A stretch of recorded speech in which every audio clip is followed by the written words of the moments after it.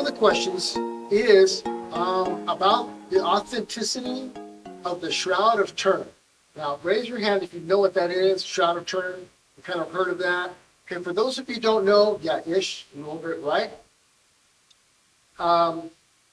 There are some artifacts, people from probably before the time of Christ, they like to collect things and artifacts and things that might have great value. Sometimes you'll have people in Europe back in the Middle Ages trying to chase down a chalice because ostensibly Jesus drank out of it. Because he drank out of it, if you drink out of it too, you might end up with eternal life.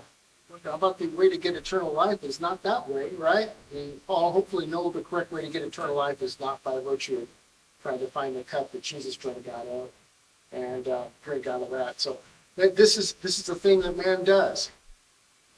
So the Shroud of Turin is alleged to be a vast cloth that is more than twice the height of Christ. When he died, they would have laid him on it, and they would have flipped it over from the middle over his head and over his body, and then they would have wrapped him up some more and stuck him in the tomb. And then when he came out, he passed through, and so it left an imprint, an image on this shroud, and people are going crazy over it. And scientists now are really getting into this. They're digging into this, and they're saying, well, we can date this cloth, this fabric, this old, and here we found some, biological material in it. Yes, this is actual human blood in here, and all these things. So there's a lot of hype and hoopla about this. But I'd like to leave this off, though, with all the evidences or not. Before I get into a little more of the history of this, I have kind of a philosophical question I'd like you to think about, and that is, do we have other artifacts from the Bible that the Lord allows to go forth as a big evidence of faith that he, has promoted, that he's pushed? What I'm getting at is, maybe I'm asking that the wrong way, because we found all kinds of artifacts. And we found under the temple, we found old coins with the Star of David on it, and all kinds of other. So we found these things to promote and produce King David, and they found this artifact like that's got David's name on it, and things. So we can date things. We know things from the Bible have propped up. They might have found Noah's Ark and all those kinds of things. But something is pronounced as this. And let me ask you, do you think God would intentionally promote such a thing? Right? In other words, philosophically, think in terms of the Ten Commandments and making an image to God. And when Aaron crafted the golden calf, the bull in the wilderness, it wasn't bull worship or animal worship. The bull was a compliment, right? It was a representation, it's supposed to be a representation of Yahweh, and this represents God, this strong and fierce kind of a thing. But God was abhorred by that, right? And you know the results of all of that. It's kind of, there's a lot of tourism that happens. I don't know about it anymore, but you used to be able to go visit Israel and go into Jerusalem, and you could buy a little glass vial with a cork in it or a wax seal or something, and it has a little piece of wood in it, and it's supposed to be an authentic piece of wood that came from the cross of Jesus.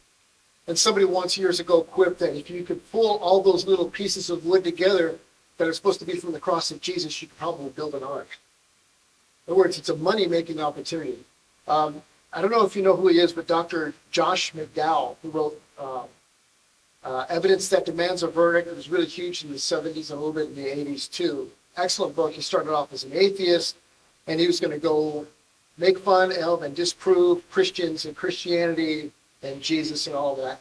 And he's one of those back in the day who came to know Christ by virtue of all the overwhelming legal forensic type of evidence and those kinds of things for the Bible, and he converted because of that. And in some of his researches, the shroud information came up, and at one time there were over 40 shrouds making the rounds touring the world.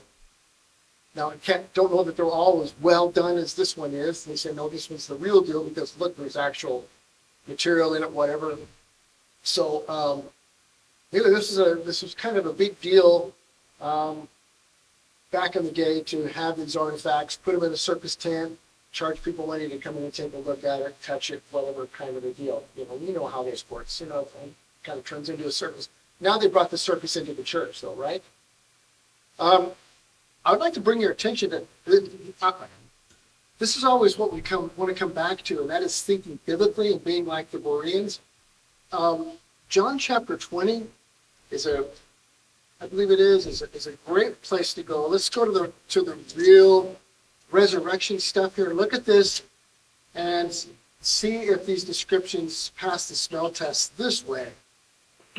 So he's crucified, chapter 19, and then let's see, Jesus is pierced in the side. Let's look at chapter 19. Let's just to take a quick look and be thorough and to bring it in context.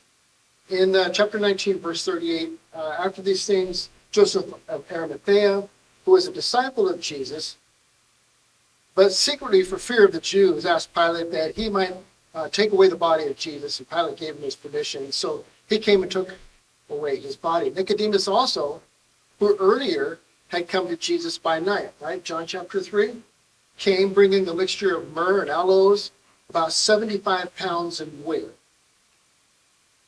So they took the body of Jesus, bound it in linen cloths, plural, right? It's 4 and 1, and spices, as is the burial custom of the Jews. Now, in the place where he was crucified, there was a garden, and in the garden, a new tomb in which no one had yet been laid.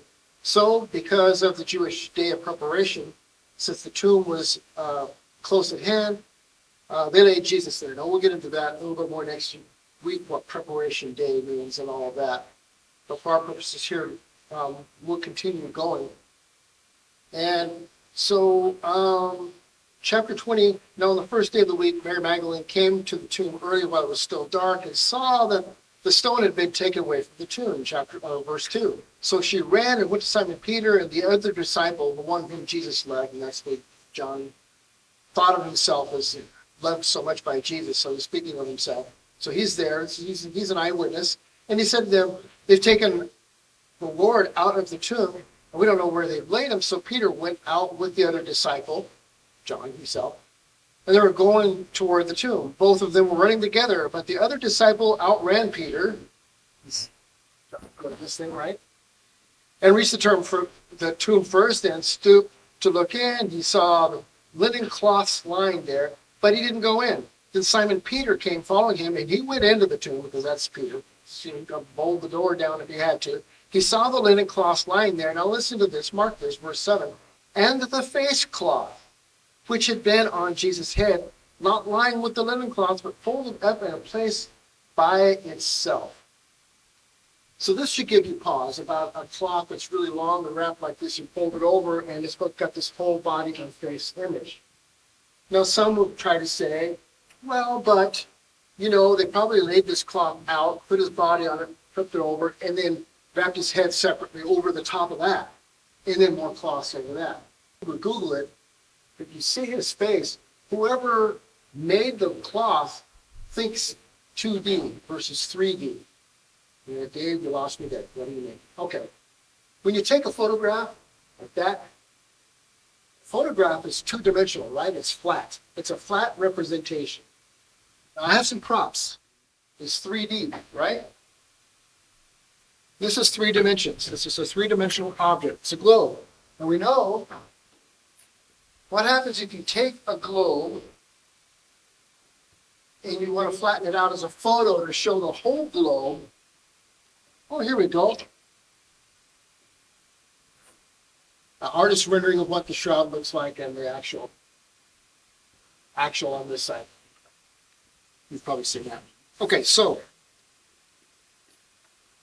you take that 3D object, and if you flatten it out to show the whole thing, I measured this here all the way across, and it's pretty close, like within about a half an inch of that all the way around.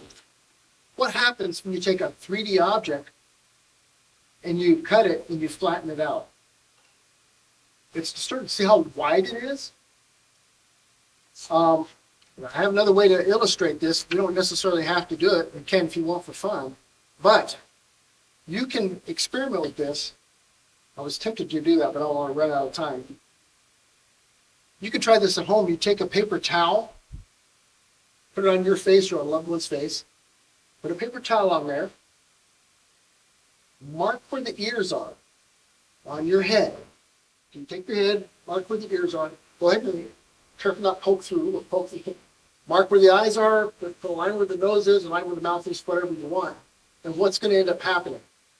When you take that 3D image of your loved one's head and you flatten it out, you're going to have the ears are about 1.5 feet or so apart.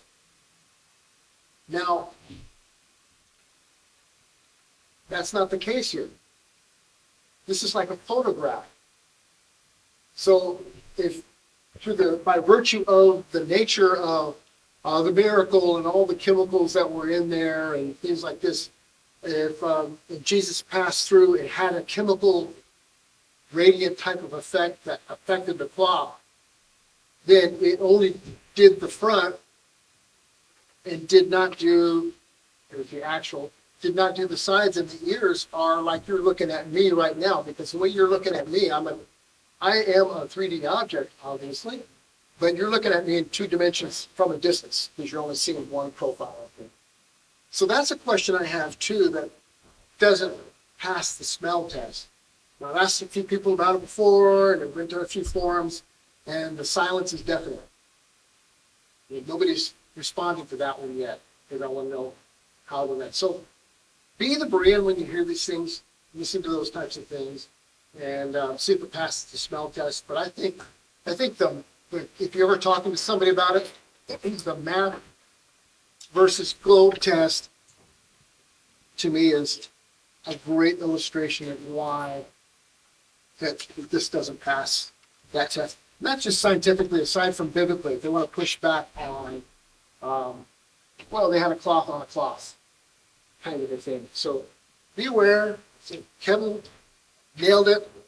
You never want to be all caught up in artifacts and things like that, because it just doesn't seem to pass how God looks at depictions of himself in any way, shape, or form, and what the 10 Commandments say. Why would he do something like this that's against his nature and what he likes to see happen? Okay? So any questions about that or comments?